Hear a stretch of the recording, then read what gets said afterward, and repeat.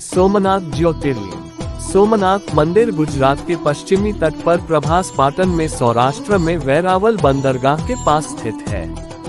यह मंदिर भारत में भगवान शिव के 12 ज्योतिर्लिंग मंदिरों में से पहला माना जाता है। यह गुजरात का एक महत्वपूर्ण तीर्थ और पर्यटन स्थल है। प्राचीन मुस्लिम आक्रमणकारियों और पुर्तगालियों द्वारा बार बार विध्वंस के बाद वर्तमान हिंदू मंदिर को चालुक्य शैली में बनाया गया था। सोमनाथ का अर्थ है देवताओं का देवता, जिसे भगवान शिव का एक हिस्सा माना जाता है।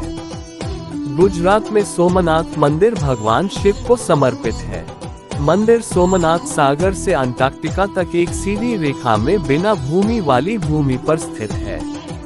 सोमनाथ मंदिर के प्राचीन इतिहास और इसकी वास्तुकला और प्रसिद्धि को देखने के लिए पर्यटक यहां आते हैं। सोमनाथ ज्योतिर्लिंग का इतिहास। History of Somnath Jyotirlinga temple. ऐसा माना जाता है कि सोमनाथ मंदिर का निर्माण स्वयं चंद्रदेव सोमराज ने करवाया था। इसका उल्लेख ऋग्वेद में मिलता है।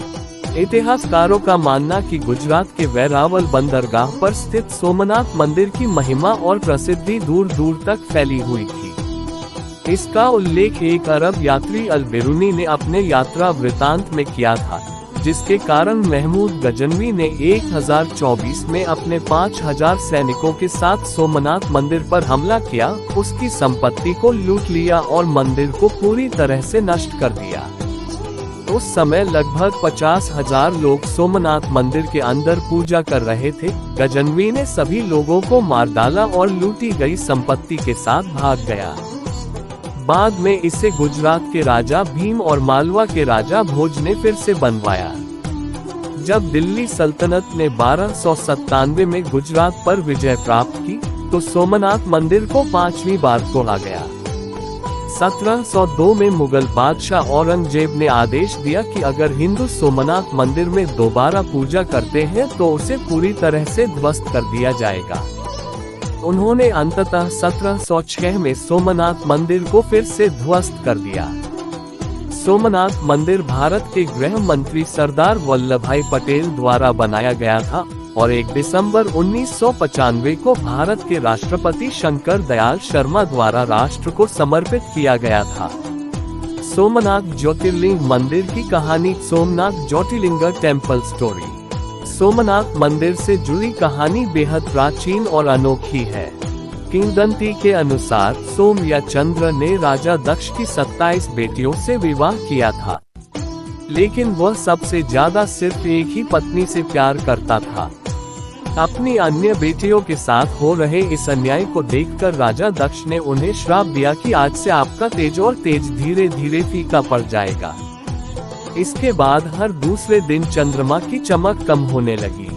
धार्मिक ग्रंथों और शास्त्रों के अनुसार सोमनाथ मंदिर भारत के सबसे प्रसिद्ध तीर्थ स्थलों में से एक भगवान चंद्र द्वारा स्थापित किया गया था। इस मंदिर से एक बहुत ही प्राचीन और लोकप्रिय धार्मिक कथा भी जुड़ी हुई है, जिसके अनुसार चंद्रदेव यानी चंद्र या सोमदेव सभी का विवाह हुआ था। इस मंदिर के साथ एक बहुत ही प्राचीन और लोकप्रिय धार्मिक कथा भी जुड़ी हुई है, जिसके अनुसार चंद्रदेव अर्थात चंद्रमा या सोमदेव सभी का विवाह हुआ।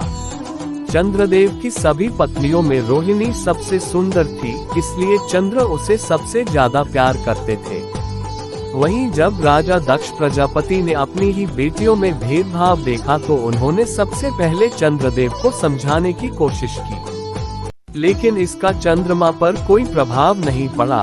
तब राजा दक्ष ने अपनी अन्य बेटियों को चोटिल देखा और चंद्रमा देवता क्षय हो को श्राप दिया और कहा, लेकिन इसका चंद्रमा पर कोई प्रभाव नहीं पड़ा।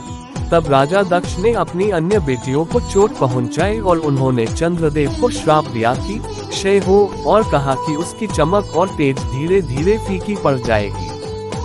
इसके बाद भगवान शिव भगवान चंद्र की कठोरता से प्रसन्न हुए और न केवल उन्हें अमरता का उपहार दिया, बल्कि उन्हें राजा के श्राप से मुक्त कर दिया और यह भी कहा, जैसे जैसे दिन की चमक कम होगी, 15 दिनों की चमक होगी, वृद्धि होगी और उसे हर पूर्णिमा पर पूर्णिमा मिलेगी। राजा दक्ष के श्राप से मुक्त होने के बाद चंद्रदेव ने भगवान शिव से रहने की प्रार्थना की। उसके बाद भगवान शिव ने अपने प्रिय भक्त चंद्रदेव की पूजा स्वीकार कर ली और वे वहां आए और माता पार्वती के साथ ज्योतिर्लिंग के रूप में यहाँ रहे। ऐसा माना जाता है कि भगवान शिव के इस प्रसिद्ध सोमनाथ ज्योतिर्लिंग के दर्शन करने से भक्तों के सभी दुख और कष्ट दूर हो जाते हैं और पूजा या कुष्ठ रोग ठीक हो जाता है। सोमनाथ मंदिर के परिसर में एक बहुत ही सुंदर गणेश मंदिर है और उत्तरी बांध के बाहर अघोरलिंग की एक मूर्ति स्थापित की गई है। हिंदुओं के इस पवित्र मंदिर में गौरीकुंड नामक सरोवर है और उस सरोवर के पास शिवलिंग स्थापित है। इसके अलावा इस भव्य सोमनाथ मंदिर के प्रांगण में माता अहिल्याबाई और महाकाली का बहुत ही सुंदर और विशाल मंदिर है। यह मंदिर करीब 10 किलोमीटर के विशाल क्षेत्र में फैला हुआ है, जिसमें करीब 42 मंदिर हैं। यह 3 नदियों हरण, सरस्वती और कपिला का अद्भुत संगम है। सोमनाथ निवास where to stay in Somnath. Somnath Jyotirlinga मंदिर के चारों ओर मंदिर के ट्रस्टी तीर्थयात्रा के लिए किराए पर कमरे उपलब्ध कराते हैं। सोमनाथ मंदिर के प्राचीन इतिहास और इसकी अद्भुत वास्तुकला और शानदार बनावट के कारण भक्त इसे देखने के लिए दूर दूर से आते हैं। मान्यता है कि यहाँ दर्शन करने मात्र से भक्तों के सारे कष्ट दूर हो जाते हैं और उनकी सभी मनोकामनाएं पूरी होती हैं। सोमनाथ मंदिर के पास नदी में स्नान करने से कई रोगों से मुक्ति मिलती है। लाखों लोगों की आस्था से जुड़े इस सोमनाथ मंदिर को सबसे पहले प्रभास क्षेत्र या प्रभास पाटन के नाम से जाना जाता है। यह वह स्थान है जहां भगवान कृष्ण ने अपना शरीर छोड़ा था। सोमनाथ जी के मंदिर का प्रबंधन और रखरखाव सोमनाथ ट्रस्ट द्वारा किया जाता है। सोमनाथ मंदिर से करीब 200 किलोमीटर दूर दादर का शहर है, जहां दूर दूर से लोग मंदिर के दर्शन करने आते हैं। सुरक्षा कारणों से मुसलमानों को मंदिर में प्रवेश करने के लिए विशेष अनुमति की आवश्यकता होगी, जिसके बाद उन्हें प्रवेश करने की अनुमति दी जाएगी। कैसे पहुंचे सोमनाथ ज्योतिर्लिंग मंदिर? How to reach Somnath. Somnath Jyotirlinga मंदिर का निकटतम रेलवे स्टेशन वेरावल है। सोमनाथ मंदिर से 7 किलोमीटर की दूरी पर रेलवे स्टेशन अहमदाबाद सहित देश के प्रमुख शहरों से अच्छी तरह जुड़ा हुआ है।